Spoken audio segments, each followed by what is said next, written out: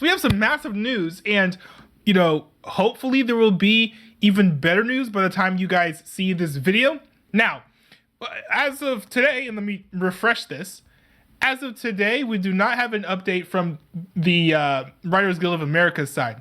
So many people are saying, and rightfully so, that we should wait for the WGA to, say what their side of the story is before, taking all of the stories that are coming out right now from Variety as well as Deadline at face value. I understand to a point, but I do think there's probably some truth to what Variety is saying and what Deadline is saying. So we are going to dive into those articles. Now we're going to go with the oldest one, because this is kind of a story or a saga, of two parts. So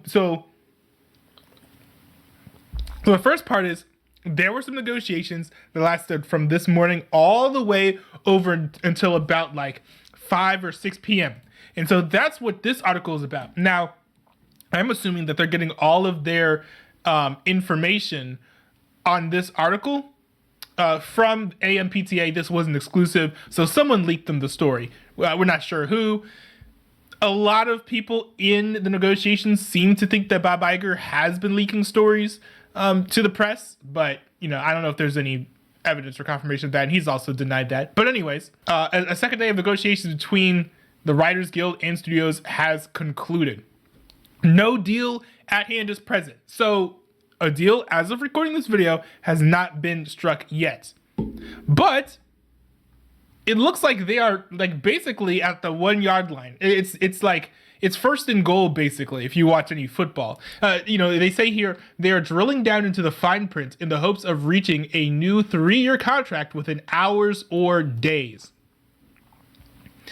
So it says here further down, however, with the situation fluid and chatter around town of a deal, it is unclear at the moment if the Scribes Studios will be meeting again. We do know that they ended up meeting again.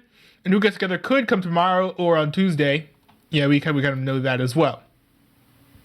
Meeting at the AMPTP's Sherman Oaks offices, the nitty-gritty discussions Thursday centered primarily on the proposals put forth by the studios Wednesday and the Guild's response, with the issue of writers' room staffing mandates among the sticky points the CEO Gang of Four set across the table from the union's negotiating committee. Additionally, to move matters along in what generally were cordial exchanges, which is a really good sign, because things had been very, very bitter and nasty throughout this entire process, on both sides, I would say. There were sidebars between the individual CEOs and WGA brass throughout Thursday, as was the case on September 20. These are complex negotiations. The source close to this latest round of talks said of a potential deal, you want to move with determination, make sure everything's buttoned up. That takes time. Yeah, and that makes sense. That makes sense, right? You got to get all the fine print, make sure that all of that's intact and and appropriate, reflecting what both sides want. And so, yeah, basically things look like they're sort of boiling down to writers' room stuff. AI things. As we see here, we have this further update. They decided to reconvene again at about 6:30. So we have here from Variety, 4 Hollywood CEOs returned to the bargaining table Thursday for a second day of talks with the Writers Guild of America as the industry looked for signs of progress toward a deal that would end the 143-day strike. The CEOs attended the session were once again Bob Iger of Disney, David Zaslav of Warner Brothers Discovery, Donna Langley of NBC Universal, and Ted Sarandos of Netflix. Let's see. Sources said the two sides were making progress in several areas, though significant issues remained. Okay, that's good. That's good. I know there was a section where they talked about, the specific things. Okay. The AMPTA was said to have offered a success-based residual that would take the form of a bonus for streaming shows that reach certain audience thresholds. The WGA has proposed a viewership-based residual that would increase a set amount for every 2.5 million views, where a view would be counted as anytime someone watched at least half the program, which actually makes a lot of sense, and I think that's rather fair. Interestingly, the way that certain websites and streaming services such as Netflix qualified views, actually a lot of those views probably wouldn't even fall under that umbrella of half the program. So I also find that rather interesting. The WGA has also demanded a minimum staff size for every TV show, which would increase with the number of episodes in a season. The AMPTP has countered that staffing decisions show, I think that's poorly written. Sorry, it's hard to read when you put the wrong word in there. The AMPTP has countered that staffing decisions should be left up to the showrunner rather than determined by a one-size-fits-all formula. I actually kind of get that to a degree. I see both sides of the argument. The Studio Alliance was believed to be holding to that general position, though it may have made some movement on its offer. So, what does this mean, basically? You know, this is a little bit nebulous, right? They do want to keep things close to the vest. I think this is a really good sign. I think the biggest good sign is the fact that the CEOs came back tonight, because they didn't have to do that. They could have waited until tomorrow. They could have waited until Tuesday. But I think the fact that they came back tonight shows that they really want to end this strike, and they are committed, not just committed, determined to find a solution to this strike by the end of the night if possible, right? Like, why wait until Friday if you could just wrap things up today?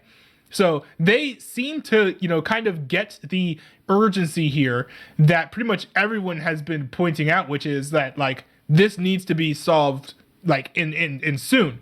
Now, I think that part of this might have been due to Bill Maher threatening to bring his show back and then deciding not to bring his show back when it was announced that there was another set of negotiations scheduled. Because I was under the impression that Bill Maher was going to bring his show back if this set of negotiations failed, right? If they kind of walked away from the table and they were like, we couldn't come to any sort of agreement, so, we are still trying to cook something up that will please both sides. If that happened, I'm pretty sure that Bill Maher would have brought his show back. And I think that, and rightfully so, both the studios and the writers are afraid of the sort of avalanche that would bring. That would justify people like Drew Barrymore bringing her show back. That would justify probably all of the late night talk show hosts bringing their shows back if they could do so without writers. So I kind of like how I think that Bill Maher kind of did the little nudge, the little push, right?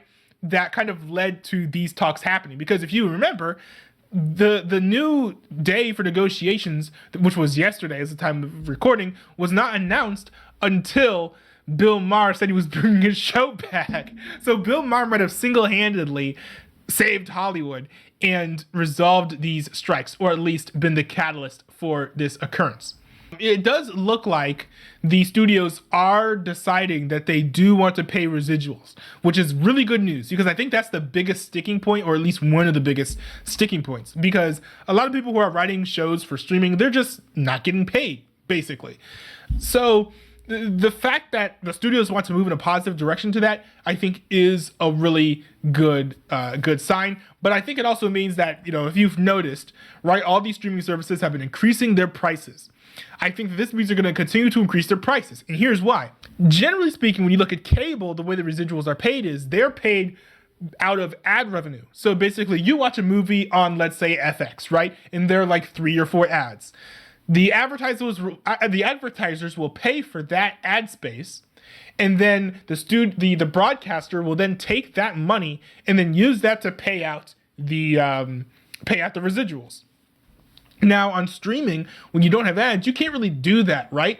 The only source of income that you have is like the $10 or $15 a month that you're squeezing out of your subscribers. It's not elastic, right? So it doesn't matter if I watch like one movie on Disney Plus or 15 movies on Disney Plus. I'm still giving them like $15 or $18 each month. So what does that mean? That means it's harder for the studios to pay out those residuals unless they kind of eat into other forms of revenue. And I understand that there's like, a whole lot of money that the executives get paid or whatever, but I don't know if the studios are willing to give up executive pay and use that for residuals, especially when there are all types of things with streaming that you can't account for. So for example, like let's say that Netflix releases a show that's just as popular as Wednesday. It explodes and maybe 15 million people stream it. Well, now all of a sudden you have a times 15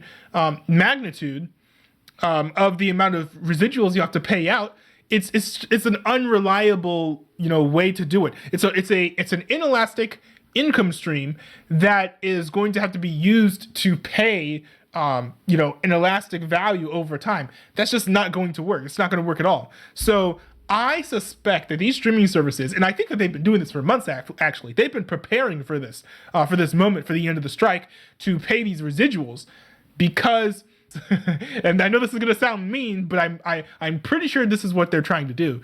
They need to price us streamers out of watching ad-free television so that we are watching television with ads, and then they can use that ad revenue to then pay all of the writers and the actors. Because we're seeing, the ad-supported versions of these streaming services, having fairly reasonable prices. But we're also seeing Disney almost double the annual cost of their streaming service. So it's there's no viable, way that Disney would expect everyone to stay on the same tier when they double the prices. But they did introduce a cheaper ad-supported tier. And guess who else introduced an ad-supported tier recently? Netflix did. Interestingly enough, these are 2 out of the 4 studios who are represented at these negotiations. So I do think that things are moving in the right direction, in a positive direction. It is really nice to see how eager and willing these studios are to pay residuals to these actors, actresses, and writers. So I think that this is a sign of really good things. I actually would be shocked if by the time that this video goes live, a deal has not yet been struck, rendering this video obsolete, unfortunately. But let me know what you guys think about the whole strike in general, because I'm kind of interested in hearing everyone's thoughts. I know people are very divided. I know a lot of conservatives are just mad at Hollywood, and they're like, oh, screw them. They don't even deserve to have a job because all their stuff is trash and everything. But I know also a lot of people in the media, in the guilds and whatever are like, well, we need, to have fair wages, to have a safe and fair working environment, and we need to have job security. So I see kind of both sides a little bit. I see more of the guild sides than kind of the anti-Hollywood sides or the studio sides, but I'm kind of curious to see what your guys' thoughts are, as always. So that's pretty much all I have so far. Hopefully we have good news by the time this video comes out.